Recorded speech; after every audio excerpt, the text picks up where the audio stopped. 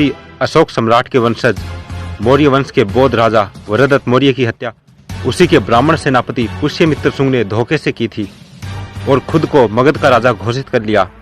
उसने राजा बनने पर पाटलिपुत्र से सियालकोट तक सभी बौद्ध विहारों को ध्वस्त करवा दिया था तथा अनेक बौद्ध भिक्षुओं का कत्लेआम किया था। पुष्यमित्र शुंग बौद्धों पर बहुत अत्याचार करता था और ताकत के बल पर उनसे ब्राह्मणों द्वारा रचित मनुस्मृति अनुसार हिंदू धर्म कबूल करवाता था। इसके बाद ब्राह्मण पुष्यमित्र शुंग ने अपने समर्थकों के साथ मिलकर पाटलिपुत्र और सियालकोट के मध्य क्षेत्र पर अधिकार किया और अपनी राजधानी साकेत को बनाया। पुष्यमित्र शुंग ने इसका नाम बदलकर अयोध्या कर दिया। अयोध्या अर्थात बिना युद्ध के बनाई गई राजधानी। राजधानी बनाने के बाद पुष्यमित्र शुंग ने घोषणा की कि जो भी व्यक्ति भगवाधारी बौद्ध भिक्षु का सिर काट कर ले आएगा उसे 100 सोने की मुद्राएं इनाम में दी जाएगी। इस तरह सोने के सिक्कों के लालच में पूरे देश में बौद्ध भिक्षुओं का कत्लेआम हुआ। राजधानी में बौद्ध भिक्षुओं के सिर आने लगे। इसके बाद कुछ चालाक व्यक्ति अपने लाए हुए सर को चुरा लेते थे और उसी सर को दोबारा राजा को दिखाकर स्वर्ण मुद्राएं ले लेते थे।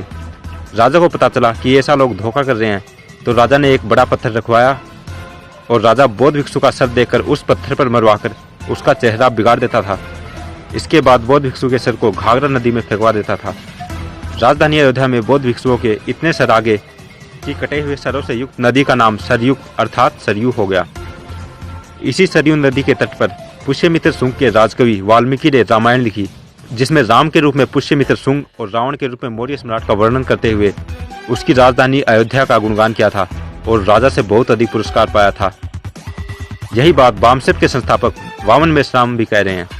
बुद्धा की जब क्रांति हुई तो क्रांति के विरोध में प्रतिक्रांति हुई और बृहदत्त की हत्या हुई। मौर्य सम्राट आखिरी बृहदत्त की हत्या हुई और हत्या करने वाला कोई और नहीं था, आर्य ब्राह्मण पुष्यमित्र शुंग। पुष्यमित्र शुंग के दरबार में वाल्मीकि राजकवि था और वाल्मीकि ने पुष्यमित्र शुंग को सामने रखकर ही रामायण लिखा। रामायण का राम कोई और नहीं है, पुष्यमित्र शुंग ही है और इसका एविडेंस रामायण में है। इतना ही नहीं, रामायण, महाभारत, स्मृतियां आदि बहुत से काल्पनिक ब्राह्मण धर्म ग्रंथों की रचना भी पुष्यमित्र शुंग की इसी अयोध्या में सरयू नदी के किनारे हुई। बौद्ध भिक्षुओं के कत्लेआम के कारण सारे बौद्ध विहार खाली हो गए। तब आर्य ब्राह्मणों ने सोचा कि इन बौद्ध विहारों का क्या करें कि आने वाली पीढ़ियों को कभी पता ही नहीं लगे कि बीते वर्षों में ये क्या थे।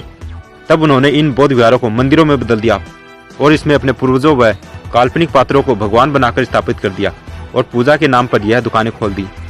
ध्यान रहे, वरदत्त मौर्य की हत्या से पूर्व भारत में मंदिर शब्द ही नहीं था और न ही इस तरह की संस्कृति थी।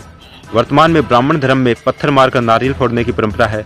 ये परंपरा पुष्यमित्र शुंग के बौद्ध भिक्षु के सर को पत्थर पर मारने का प्रतीक है।